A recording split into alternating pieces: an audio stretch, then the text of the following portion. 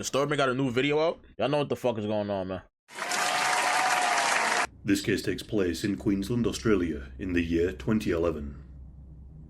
Li Pingqiao was born and raised in China on the 8th of February 1969.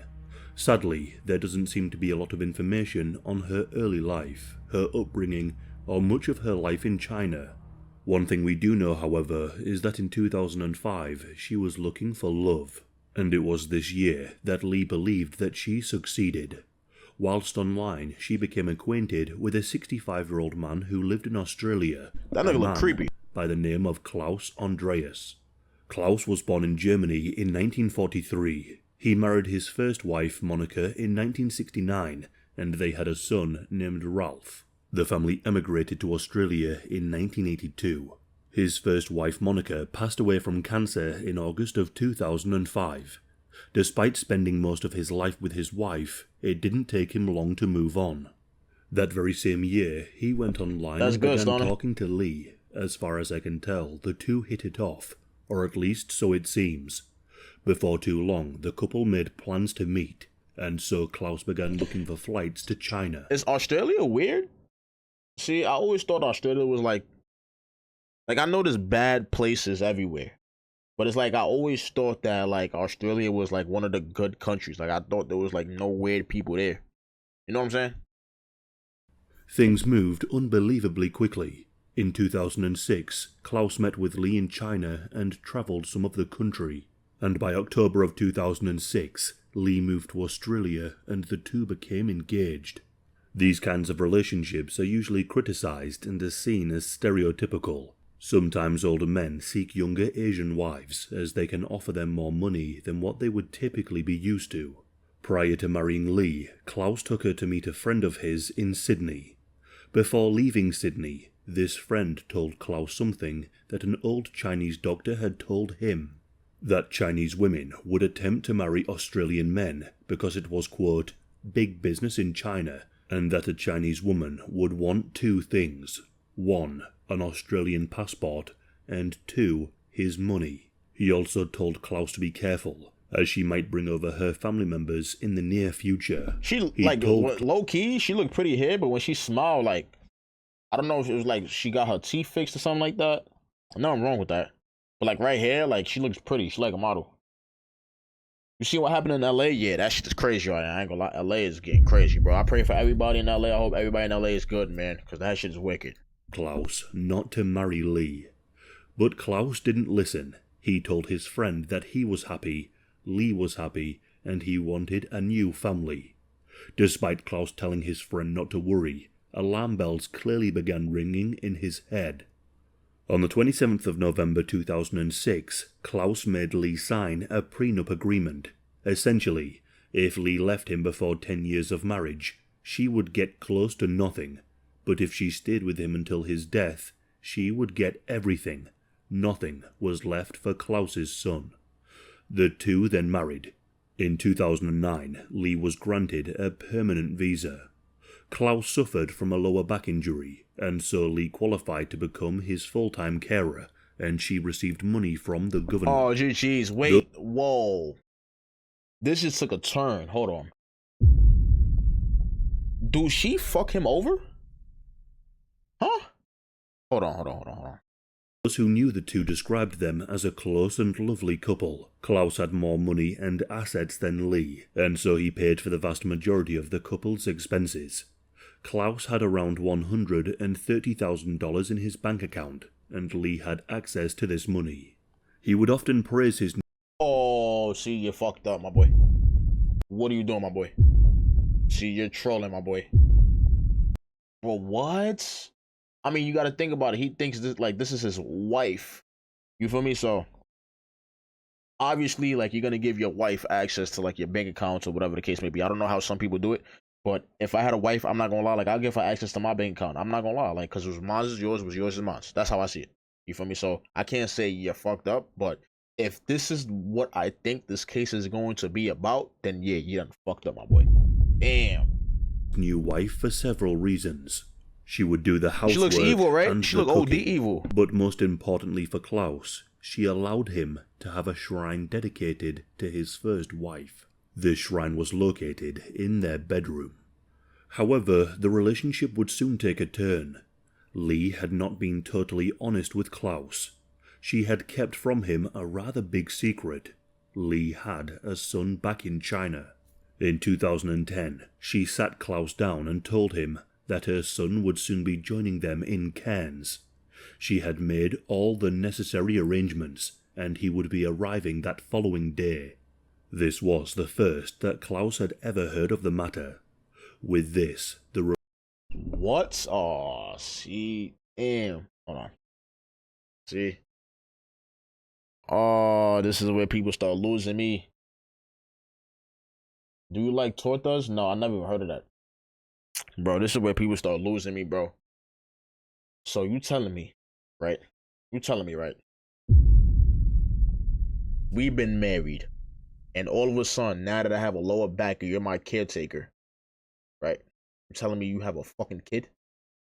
Are you fucking high? Are you out of your fucking goddamn mind? Are you out of your fucking mind? Are you crazy? Relationship began to break down. Lee then left the home temporarily whilst her son arrived in Australia.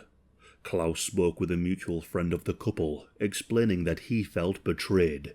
Lee was absolutely furious, because Klaus told her that she could move back into the house under one condition, that her son returns home to China. After some time... Nah, I'm not gonna lie, that's OD.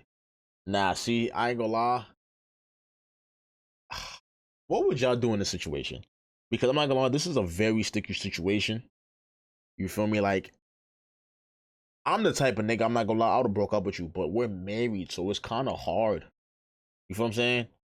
Like, it's really difficult, bro. You feel me? Like, why didn't you just tell me you had a kid from the jump? See, Lee should have listened, the man should have listened to his friend when she said, yo, when they said, yo, bro. The man should have listened to the friend, bro. That's all I gotta say. Her husband should have listened to his friend. Cause it's like, yo, my nigga. I'm like, what the fuck? She's really devious.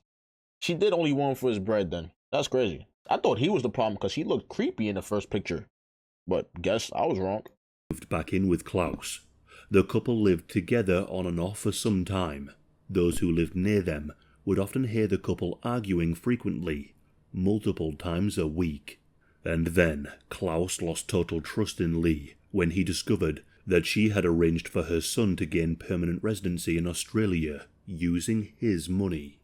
In 2011, Lee returned to China to visit her family. It's at this point that Klaus met and began a secret relationship with a Thai woman who went by the name of Da. The two met in a Cairns casino.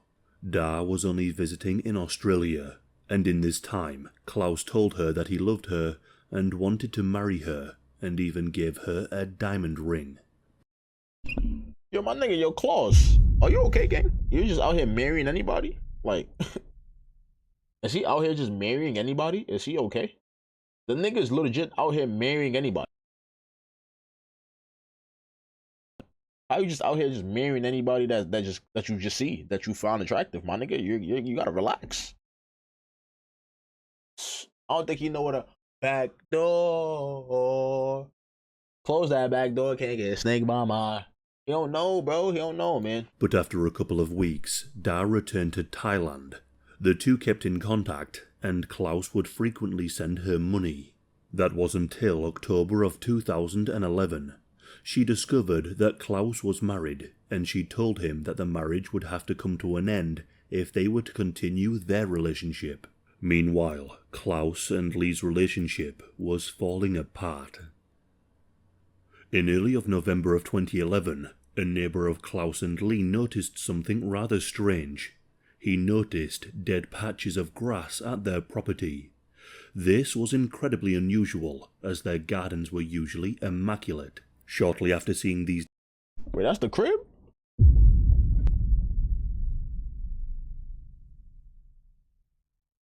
That's the crib?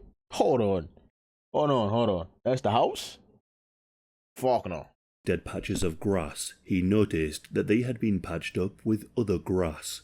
And then, on the 7th of November 2011, a neighbour saw Klaus hosing the gutter in the front of his property. Klaus was stood doing this for a long period of time, something that they had never seen him do before. Friends of the couple then noticed that they had not seen Lee around for some time, and so they decided to make a phone call to the couple's home. Oh, I knew I wasn't tripping. I thought it was her. It was him. Yo. Klaus answered the phone. The friend asked where Lee was, and Klaus gave a rather strange answer. Klaus explained that Lee had accused him of having a new girlfriend and said that she had proof that he did, and that she accused him of having HIV. Klaus said that the couple had an argument and slept in separate rooms, and that when he woke up, she was gone. Klaus claimed that he had not seen her since. Another friend named Mr. Noble also became worried about Lee. Mr. Noble went over to the house and knocked on the door. Klaus answered. According to Mr. Noble, Klaus seemed very on edge. He had blood coming from his lip, and Klaus brushed this off by saying that he had an ulcer. Klaus went on to say that Lee had run off with another man, and that she had likely gone back to China. Crazy plot. But things just weren't adding up. Friends were worried, but that worry grew and grew and grew. More days passed, and Lee was nowhere to be seen. They made several attempts to reach out to her, but they were unsuccessful. Friends began talking amongst themselves. One friend said that they had noticed scratch marks on Klaus's face around the time that Lee went missing. The situation became so concerning that friends of the couple decided that they needed to take action. They were worried that something truly horrible may have happened to Lee and that Klaus may be responsible. On the 9th of November 2011, friends of the couple went to the police. The last time anyone had seen Lee was around the 29th of October. That's a fact. Officers were dispatched to Klaus's home, and they were tasked with asking him questions about Lee's whereabouts. Klaus told them the same story, but this time he mentioned that Lee wanted a divorce and wanted half of his house. Apart from this, he claimed that he had no idea where she was. However, while the police were there, they noticed a chemical-type smell coming through the house, which was most prominent in the garage. Something was clearly off.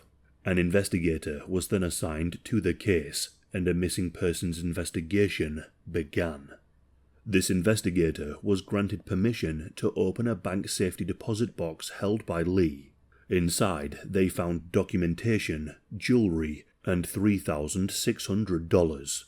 If Lee really did leave, why didn't she take these important items? The police now suspected that foul play was involved. Numerous attempts were made to contact Lee, but still, they all failed. See, this is what people think, people think they can really outsmart police, and as much as I hate police, most of the times, because most of the times they only pick on, especially like in New York. I don't know how it is in other states, but in New York, majority of the cops, they pick on black people. You just can't you can't outrun a cop. You can't, niggas is not smarter than forensics. Niggas is not smarter than cameras. Niggas is not smarter than, who's the people that know when you're lying?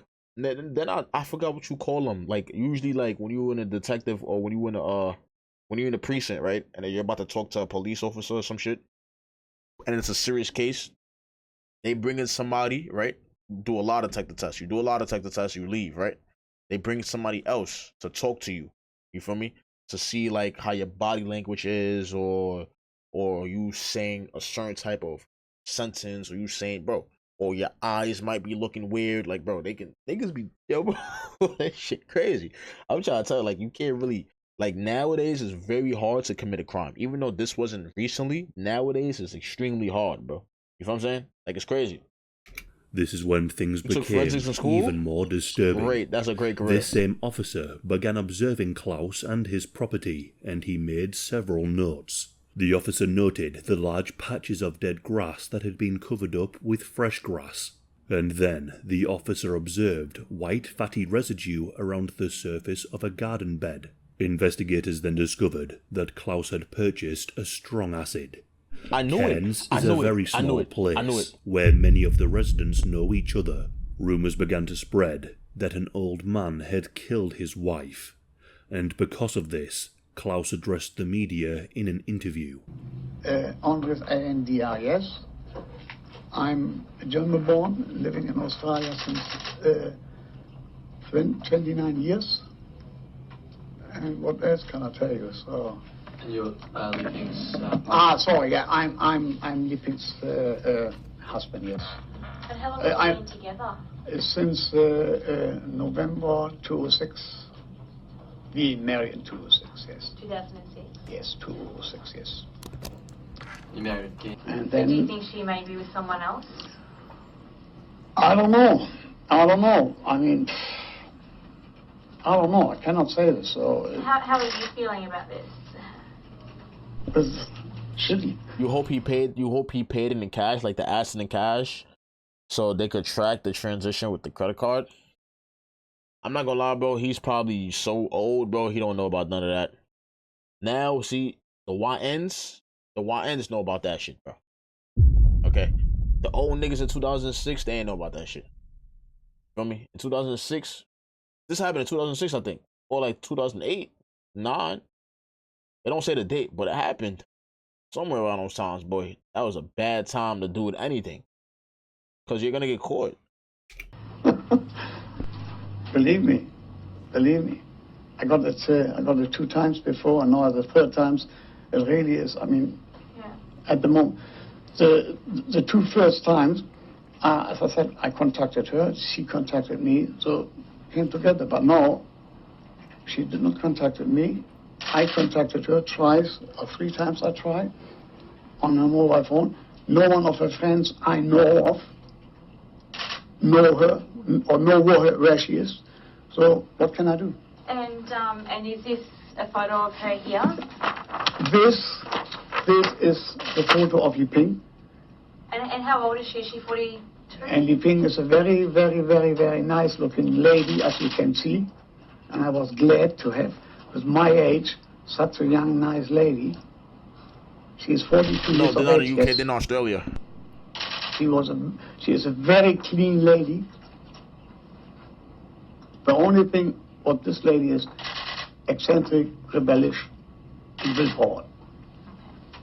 Do you think, I mean, sorry for asking this, but do you have any reason to suspect anything untoward has happened to her, anything sinister? I don't think so. As you can see in this interview, Klaus was smiling. Many people found this to be rather strange, and when he was asked about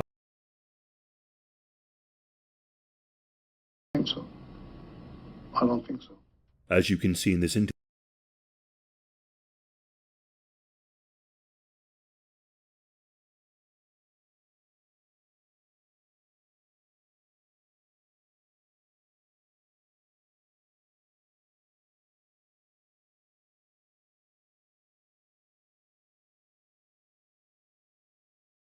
Like, yo, what the fuck? Y'all don't see that shit? That shit look crazy. What the hell is this? That shit like a herpes outbreak. Or like he got scratched. Some shit, bro. Not gonna lie, like, all jokes aside, for real. Klaus was smiling. Many people Well, you know, found this this to remind be me of rather... this remind me of the it was a case where it was a Chinese dude. He killed his roommate, right? He killed his roommate, and he was actually about to get away with it. It's actually insane. The nigga was actually about to get away with it. The nigga went on the news. He was crying. He was like, "Yeah, oh my God, come back, please." The nigga was crying. Meanwhile, this the whole time, this nigga did the killing. He killed his roommate, right? Bro, the nigga was doing so. Bro, I'm telling you, like like the cops were on him, and they assumed he did it. They just had no proof, legit no proof. Until one day, right? He kept going to the library, kept going to the library, kept going to the library. They will follow him until that one time where they got tired of it, and then as soon as he left the library, they went inside the library, and then they saw his history page, bro. I said, what? They saw the nigga history page, bro. The nigga history page was like, yo, how do you bury your body, bro? I don't know why. What the fuck is wrong with y'all idiots? And y'all asking Google, how do you burn a damn body? What the fuck? Y'all gotta be the most delusional of the stupidest to think some dumb shit like that. What? Rather strange, and when he was asked about who he is, he failed to even mention that he was Lee's husband. He had to be reminded by a journalist. Following this interview with the media, people began to speculate that Klaus may indeed have killed her. On the 20th of November 2011, Klaus was brought in for questioning, but he seemed to have an answer for everything, and claimed the acid was not for any nefarious purpose, but he had purchased it for his swimming pool. Meanwhile, a forensics team went to his home. Forensic officers inspected the drains at his property and found a bridge of 6 porcelain teeth. These teeth were later identified as belonging to Lee. 2 human teeth were then found in the gravel excavated from the storm drain. They too were linked to Lee. Officers then conducted a further search of the property. In the bedroom, they found the shrine dedicated to his first wife, along with an urn filled with her ashes. Inside the urn, they found a mobile phone buried in the ashes. The phone belonged to Lee.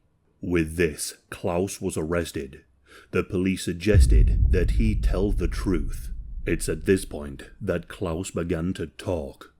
He gave the police a version of events. This is what Klaus claimed happened. He said that on the morning of the 29th of October 2011, Lee saw the emails that he was exchanging with his new Thai girlfriend, Da. She accused him of having a girlfriend, and he tried to deny it and deleted the emails. Lee then saw an ulcer on the right side of his lip and accused him of having AIDS. Klaus then accused Lee of having a boyfriend back in China. With this, the two began fiercely arguing. Klaus told investigators that Lee began to yell and said that she wanted half of his house for her future. As this argument escalated, Klaus claimed that Lee reached out with her right hand and scratched his face, and then attacked him with a kitchen fork. This resulted in a cut on his finger as he tried to defend himself. Klaus pushed Lee with his hand. He then said he turned to get a kitchen towel for the blood on his hand. Wait, you never heard of a nigga emailing a girl? Bro, I ain't gonna lie, I did that before. Never will I do it again, though, I'll tell you that right now. Never will I do that again, I'll tell you that right now. Okay. As he did this, he heard a loud thud. Klaus said that when he turned around, he saw Lee laying on the ground. He told Lee to get up and asked if she needed any help, but there was no response. It's at this point that he said he saw blood protruding from her ears. Klaus said he tried to find a pulse, but there was none.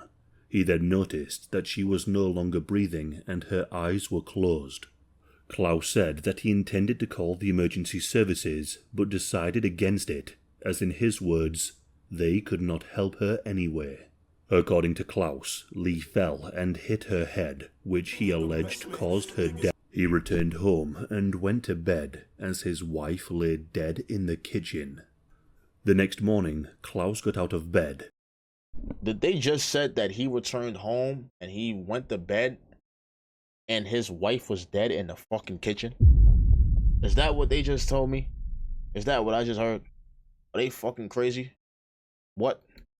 According to him, he shaved, showered, and dressed. Yeah, happy birthday to my dog, into man. The kitchen. When he saw Lee dead, he decided that she could no longer stay there, as people could come at any time. He claimed he panicked after seeing her body again, and decided to dispose of her body to avoid any consequences. Instead of calling the emergency services or reporting the crime, he decided to do something very, very different. It is believed that Klaus was inspired to do the following after So he basically wanted to like burn her alive, right? Or he basically like wanted to like throw acid on her so he could like, so she could be unrecognizable type shit. But I don't think he knows that niggas are still finding out, gang. Episode of the TV show Breaking Bad. Klaus dragged Lee's lifeless body into a yellow wheelie bin from his garage. He claimed he then went and purchased a large quantity of hydrochloric acid. and dissolved her remains in the bin over several days. He waited as her body decayed over time.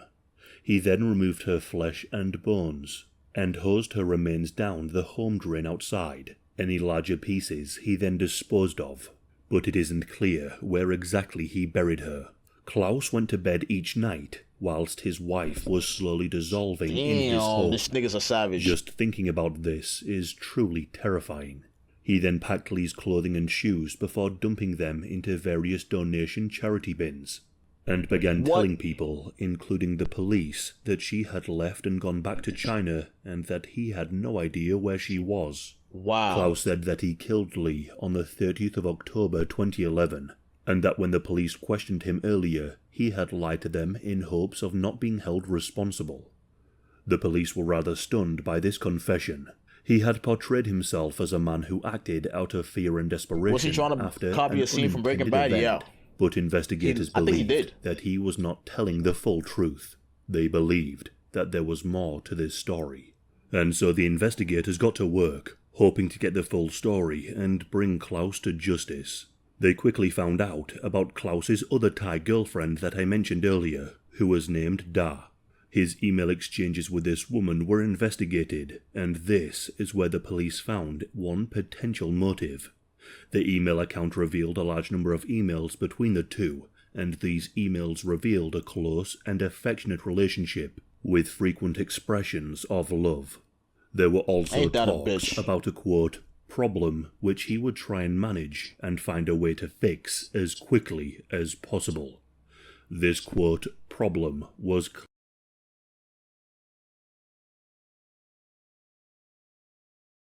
Bro, I'm telling you, niggas be crashing out for the wrong people, my nigga.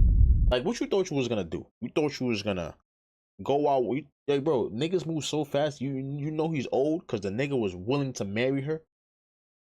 That shit is crazy, bro. You about to marry her, nigga? What? You barely even know her. So for you to marry her, you kill your wife. Okay, buddy. This shit is crazy, bro. Like, that's what I'm saying, bro. Niggas are just stupider and stupider every day. Clearly Lee. It seemed that Klaus wanted to fix this issue with Lee as it was getting in the way of his new love interest. In one email, which was sent a day before Lee died on the 29th of October 2011, he sent the following. The other person tried to give me a hard time, but I don't care. She is the worst person in my life. And then, on the 31st of October 2011, the day after Lee died, Klaus sent Da another email in which he said, I have good news for you. The other person has finally left the house. She told me she wants to go back to China, but I don't care anyway, because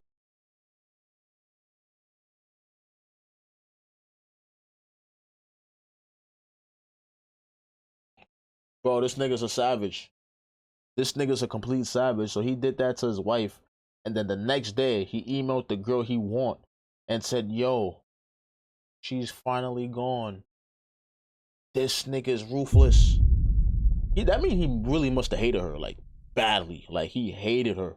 Like, I'm talking about to that, like, worse. Like, obviously he hated her due to the fact of what he did, but it's like, my nigga, you hated her, gang. Like, shit, you could have left. What the fuck?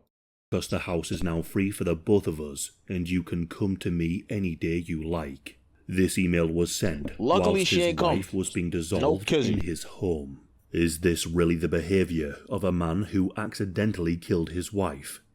To the investigators, it showed that Klaus was and is a calculated and cold individual. Then the police found some incredibly damning evidence. They found proof that Klaus had purchased the acid before she was killed, not after like he had claimed. This showed signs of premeditation. Yeah, this is premeditated. They had a motive, and now they had evidence that this was a murder. The trial commenced in 2013 in the Cairns Supreme Court. The prosecution team were able to prove that Klaus purchased a large quantity of acid shortly before Lee's death, and, more importantly, that the volume he purchased far exceeded household needs, indicating that he planned to use it for body disposal. This was damning. Testimonies from those who knew the couple revealed the ongoing and frequent arguments. and that Lee desired to leave Klaus and return to China, taking some of his assets with her. This provided a potential motive for the murder, as Lee leaving him would result in financial loss for Klaus, or at the very least, a long and drawn-out divorce. All of this, along with Klaus's fabricated story of her disappearance and the disposing of evidence, and of course in the manner he disposed of her body, It's crazy how he looks so all normal. pointed to murder and not accidental death. The prosecution team also highlighted his calm demeanor following her disappearance. He didn't seem to show any remorse for what had happened. In fact, there was evidence showing that after he killed Lee, he took a leisurely stroll down the seafront in Cairns and purchased himself an ice cream. Not to mention the interview he did with the media, where after dissolving Lee in acid and disposing of her he don't body, care about life. he held up a photograph. Nah. What? Oh, this nigga's a fucking savage. He don't need no Molly to be savage. Yo, did they just said this motherfucker just went to go get ice cream after the interview? No. This nigga is a wild, wild boy. That means he really don't care about life. Like, he legit don't care about life. No cap. Like, yo, my nigga. What the fuck? Of her smiling in an incredibly chilling manner. This could be seen as Duper's delight. Perhaps he thought that he was that's a getting creepy away photo, bro. with the murder. Despite all of this, Klaus still tried to claim that the death was accidental, but he had little evidence to prove his case. After reviewing the evidence, the jury unanimously found Klaus guilty of murder in December of 2013. Klaus was sentenced to life in prison, something rather rare for Australia. This is because Queensland has a no body, no parole law. This law impacts his eligibility for parole due to his refusal to disclose the location of the rest of Lee's remains. Wow. It's I would likely be that tight getting Klaus arrested will over never there. disclose the location of her remains, as there will be evidence showing that what happened to Lee was far more brutal and gruesome than he initially claimed. As of right now, we only have Klaus's story as to what happened that day. What exactly happened to Lee remains unclear. Since being found guilty, Klaus has made several attempts at getting his freedom. He has launched 2 appeals, one to the Queensland Court of Appeal, and one seeking special leave to the High Court of Australia. Both were unsuccessful. As of right now, Klaus is around 82 years old, and it's likely that he will never be released.